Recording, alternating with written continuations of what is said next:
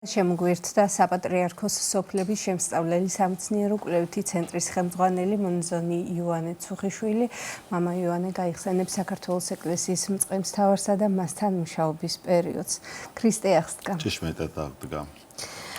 მამა იოანე, როგორც მაყურებელს ვამცნეთ, უნდა ვისაუბროთ მისი უწმინდესობის შესახებ, მათ იმ ურთიერთობების შესახებ, იმ სამუშაო პროცესის შესახებ, რომელიც წლებს ითვლის.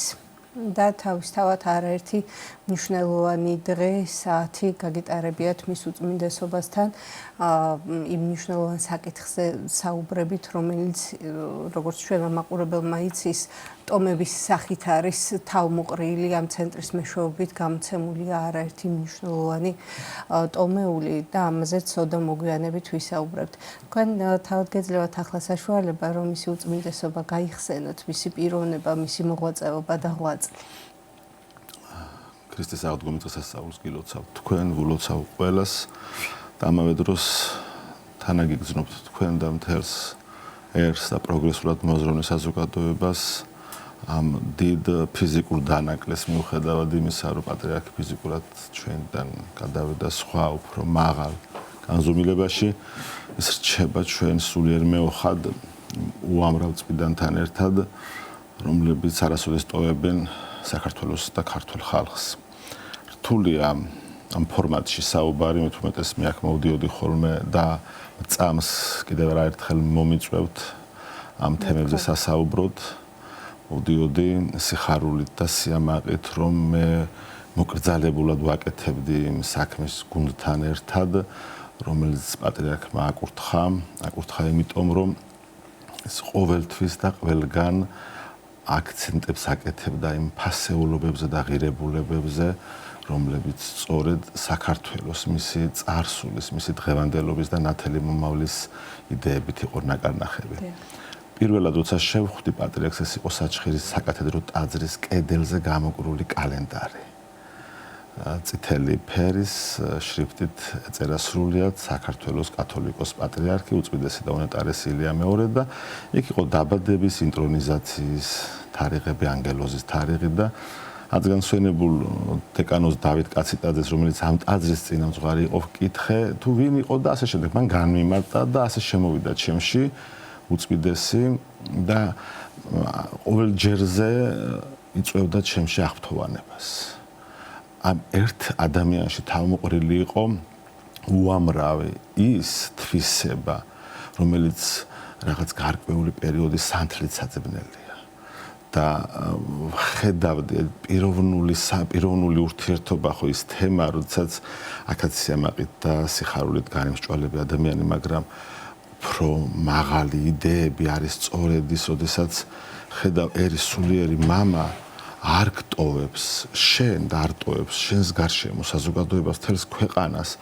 წარმოიდგინეთ, უამრავი საქმე განუხორციელებული დარჩებოდა, რომ არა ღმერთის დიდი წყალობა და ჩვენი ერისათვის ასეთი მწყემსთავარი და მამათმთავარი რომ არ გამოერჩია ალბათ.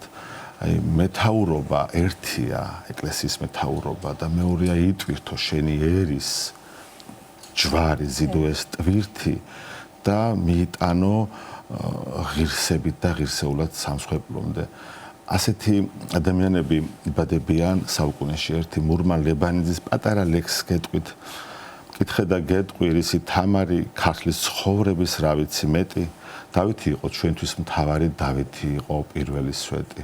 კითხე და გეტყვი, რის ვაჟა მენდე ერის მეობი და თავის მეტი. არც თვითონ შოთა დავითის შემდეგ ილია იყო მეორე სვეტი. გაზნექილია ქარში ალვისხე, აწეწილია სამშობლოს ხედი, ღმერთო გვაღირსე, ღმერთო გვაღირსე, ღმერთო გვაღირსე მესამე სვეტი და სწორედ ეს მესამე სვეტი იყო, რომელიც 1933 წლის 4 იანვარს მოევლინა ჯერ შიოლაშვილების ოჯახს და მერე მთელ საქართველოს და საქრისტიანოს.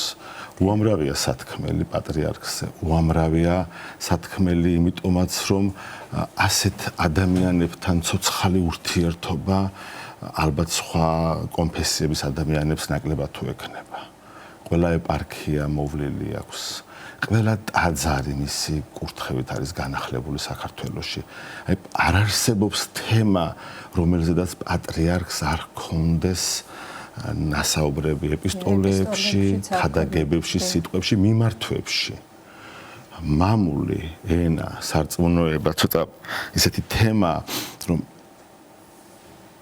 ძვირფას დროში ჩემზე საუბარი არ ვიცი რაღაცნაირად ისე იმაშობა, ამიტომ მის 8 წელზე მინდა ხოლმე. წარმოიდგინეთ 8 წელში რას ვხედავ, რომ იყო ქვრივების, ობლების, პატიმართა შემწედა ქომაგი, იყო ეკლესიების შენება ხომ ეს ცალკე განზომილება და უდიდესი თემა, მაგრამ არსებს ჯვარი ვაზისას, ჟურნალს, არსებს სასულიერო აკადემიას და სემინარიას საპატრიარქო, ასე იგი სიონთან და იქ ცხოვრობენ, დღემდე ცხოვრობენ სტუდენტები და იქვე ტრაპეზობენ, დღეში 3 ჯერ.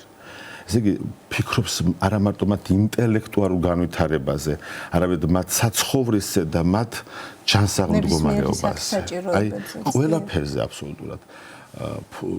ცალკე თემა, ეს არის გვირგვინი, ერთ-ერთი გვირგვინი ავტოკეფალიის ცნობისა და აღიარების, რომელიც ჩვენ არათუ მეხუთე საუკუნიდან, პირველივე საუკუნეებიდან გვაქვს, რაც მოციქულები შემოვიდნენ საქართველოში, იმ დღიდან ჩვენ ავტოკეფალური ვართ, ეს ასე იყო და ასე იქნებოდა, მაგრამ ეს რომ სოფლიოს ეცნო და სოფლიო მართლმადიდებელ საქრისტიანოს ეცნო, სწორედ ეს იყო პატრიარქის უდიდესი დამსახურება იმ ღვაწლმოსილ მეცნიერებთან ერთად, რომელიც პატრიარქს არასოდეს არ ტოვებდნენ.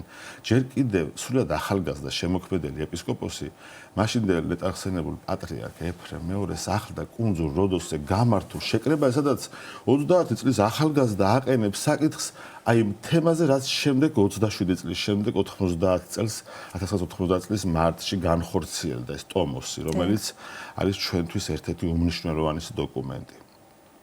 საოცარია 2002 წლის კონსტიტუციური შეთანხმება სახელმწიფოსთან.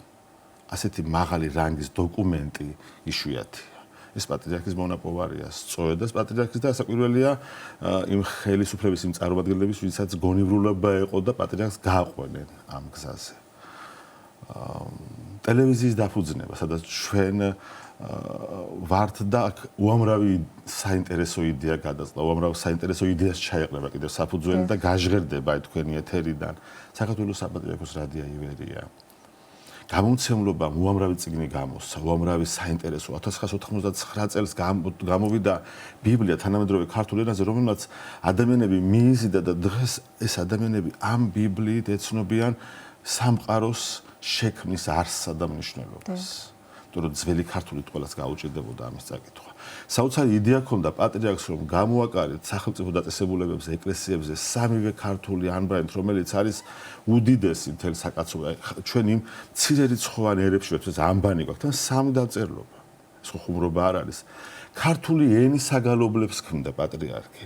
აი ასე ჩვენი არ დავასახელებ, ჩვენი ღირსეული მეცნიერები წერდნენ ტომებში პატრიარქის სულ 2-3 წინადადებიან ქადაგებაში მიმართავდა ღმერთს და ღვთისმშობელს, რომ ქართულ ენას უშველეთ, გადაარჩინეთ, გააძლიერეთ. ამაზე დიდი ჰიმნი არ არსებობს. ჰიმნი სამშობლოსად, როდესაც პატრიარქი მუხლმოყრილი სინას მთაზე იერუსალემში ათოლისაც სადაც მიდიოდა ყველგან სამშობლოსთვის, მისი კეთილდღეობისთვის, მისი ნათელი მომავლისთვის ზრუნავდა და ფიქრობდა. 50,000 ბავშვზე მეტი ნათლია. იცით ეს რას ნიშნავს? ეს პატრიარქი ყველაზე დიდი მოღვაწე იყო ამ მხრივ, იმიტომ რომ ის გენოფონდის გადარჩენა შეუწყო ხელი. ხალხის სოფლებში დაბრუნება, რომელიც იმედია, რომელიმე ხელისუფლება აუცილებლად განახორციელებს დაცლილი სოფლების ავსებას, იმიტომ რომ ყოვლად დაუშვებელია იქ არსებული მე-4, მე-5, მე-10, მე-15, მე-18 საუკუნეების, თუნდაც ახალი აღშენებული ტაძრების არის გამოკეტვა. იქ მრევლი უნდა იყოს, ტაძარი მრევლისთვის არის, სკოლა ბავშვებისთვის არის, ბაღი აღსაზრდელებისთვის არის. ეს იყო პატრიარქის ღვაწლი, ეს იყო გვირგვინი, ვერ ვხედავ თემას, რომელშიც პატრიარქი არ იყო შართული. ეს 50,000 ნათლული თავისთავად მხოლოდ დემოგრაფიული კუთხით შეიძლება თავისთავად ხოლმე ეს ნიშნავს იმას, თუ რამდენი მორწმუნე შეემატა. უამრავი, აი ძალიან ბევრი ჯვარდაუწერელი ოჯახი იყო და ჯვარი დაიწერა. ძალიან ბევრი პირველი მეორე ბავშვი მოსანათლე ყავდათ და ბავშვები მონათლეს იმ იდეით და იმ უდიდესი სულისკვეთებით, რომ ისინი დაუმეგობრდებოდნენ და დაუმოყურდებოდნენ პატრიარქს. ეს არ არის პანდემიის პერიოდიც აღსანიშნავია. პანდემიის პერიოდის სადაც ევროპის პარლამენტარი საბერძნეთიდან გამოდის და თქვენ ყველაფერი დააკეტეთ, თქვენ ყველაფერზე აკრძალეთ და საქართველოს რჩება ბაირახტარად თელს მართლმადიდებლურ და არამარტო მართლმადიდებლურ თელს საქრისტიანო სამყაროში და მსოფლიოში, რომელიც ტაძარი არ დაკეტილა. ეს იყო თავშესაფარი. სიცივეში თავშესაფარი, ნუგეში უდიდესი რწმენა ღვივდება ამით. ნაკვერცხალი აუცილებლად ჩაქრება იმას თუ რამე შეშარ შეუკეთე. ესეთი იყო პატრიარქის დამოკიდებულება. აი ამ დამოკიდებულება მოგვიყვანა ჩვენ დღემდე და მურმალებანიძის ეს სიტყვები ძალიან ხშირად მახსენდება, რომ ეს მესამე სვეტი იყო პატრიარქი. განა ვაკნინებ თვინმე სხვა წელს, განა თამარის ღვაწლი, გორგასლის ღვაწლი, მირიან მეფის ღვაწლი და შემდგომი ეპოქები, მაგრამ არა, აი ამ სამი სვეტი უმთავრესი, სამი სვეტი, ორი ერისკაცი და მესამე ილია. ხანდახან ვფიქრობ, რომ ილია მეორე კი არის, მეორე ილია, მეორე დავით აღმაშენებელია, მეორე მელქისედეკია, რომლის გარეშე წარმოუდგენელი იყო ჩვენი მართლმადიდებლობის განვითარება ამ ქვეყანაში. მამა ივანე 3-4 წუთი გვრჩება დაახლოებით ჩვენი შეხვედრის დასასრულისთვის და ბოლოსკენ რომ ვთქვათ აუცილებლად სამეცნიერო ცენტრის შესახებ, მისი მნიშვნელობის შესახებ და უფრო სიღრმისეულად ისაუბრებთ თქვენ თავისთავად. რთულია. რთულია მოკლედ დროში ჩატიოს. ამ ფონზე არა რთულია, მაგრამ აი მარტივად ვიტყვი, ღმერთის წყალობით სულ რაღაც ერთ თვეში ჩვენ ეკლესიას 152 მეთაური ეყოლება, რომელიც აუცილებლად გააგრძელებს პატრიარქის მიერ დაწყებულ საქმეებს, აუცილებლად აღორძინებს პატრიარქის მიერ დაწყებულ საქმეებს, იმიტომ რომ ყველა მღვდელმთავარი პატრიარქის ნაკურთხია და ჩვენ პირადად მე და ჩემი გუნდი, ჩვენი სამეცნიერო კრებული აუცილებლად დაუჭერს მხარს ყველაფერში თუ რასაკვირველია ისურვებს ახალი პატრიარქი ამ საქმის გაგრძელებას, ძალას და ენერგიას არ დავიშურებთ ამ პატრიარქთან, ახალ არჩეულ პატრიარქთან ერთად გვაქვს იმედი და მოლოდინი რომ შევხვდებით მომავალ წელს ან უახლოეს პერიოდს ცხინვალში, სამაჩაბლოში, იგივე აფხაზეთში, ტაო-კლარჯეთში, ვივლით ჰერეთში, სადაც პატრიარქი დადიოდა და აღვივებდა ამ სარწმუნოების ამ უდიდეს მონაპოვარს. ჯერა იმის რომ პატრიარქის დანატოვარი მემკვიდრეობა აუცილებლად გაძლიერდება, აუცილებლად გამყარდება, ფესვებს გაიდგამს და ჩვენი სამეცნიერო საქმიანობა და არაერთი სამეცნიერო კორპუსის საქმე, რომელიც საპატრიარქოში და მის ფარგლებს გარეთ ფუნქციონირებს, გაგრძელდება. იქ არის მსჯავრდებულებთან შეწყალება, იქ არის სათნოების სახლები, იქ არის უპოვართა დაპურებაზე ზრუნველი ადამიანები. საპატრიარქო ცალკე შენობაა, სადაც აი ჩემი კადრებიც გავრცელდა, რა ძალიან არ მესიამუნა, იმიტომ რომ მე დედასავე დავიტირე პატრიარქია, ეს ტკივილი, აი ამ პატრიარქის გარდაცვალებამ დედის ტკივილი განმიახლა და მე დავიტირე და დღემდე თითქმის მოვთქვა, იმიტომ რომ რაღაც მასთან განშორება რთულია. მიუხედავად იმ ასაკისა და მიუხედავად იმ უძლურებისა, ის იმედი იყო, ის ნუგეში იყო ამ ქვეყნისთვის და თითოეული ჩვენგანისთვის, ვინც მის გარშემო ვტრიალებდით. პანდემიამ ცოტა დაგვაშორა, მაგრამ საოცარი იყო 23 ნოემბერი 2025 წლის, როდესაც პატრიარქი ერეკლით ჩამოდის მანქანიდან და ჩვენ არაფერი განსაკუთრებულ ადამიანებს ფეხზე გვიდგება და მადლობის ნიშნად ეს იყო 72 ნათლობა და ჩვენთან გამოხატე ეს სიყვარული. არ ვიცი, ძალიან რთულია მოკლედ დროში ყველაფერი ჩატარება, მაგრამ სამუშაო პროცესი როგორი იყო, მამა ივანე? საოცარი ყურადღებიანი იყო და გამორიცხულია სხვანაირად ვერც იქნებოდა ესეთი დიდი თუ ყურადღება არ გაქვს. ინფორმაციას ფლობდა არაჩვეულებრივად, ან წინასწარ გაანჭვრეტით, ან იღებდა, არ ვიცი, რაღაც საოცარი ინფორმაცია ქონდა. იყო დადებითი ენერგიის მატარებელი, მუხტი იყო, მასთან ყოველი შეხვედრა იწყებოდა გულისცემით, ტახიკარდით და სრულდებოდა რაღაც საოცარი სიყვარულით, საოცარი მადლით, იმიტომ რომ ის გმუხტავდა დადებითად. იყო კითხვები, როცა ჩნდებოდა რაღაც ისეთი და უშუალოდ მასთან უნდა გამევრო რაღაც 2-3 წუთში, 5 წუთში, სულად საკმარისი იყო პატრიარქს ეთქვა და აქ უკვე ჩვენ სხვა რელსებზე შევდგებოდით, სხვა დადებითი რელსები იყო, რომელიც აუცილებლად გამარჯვებამდე მივყავდით.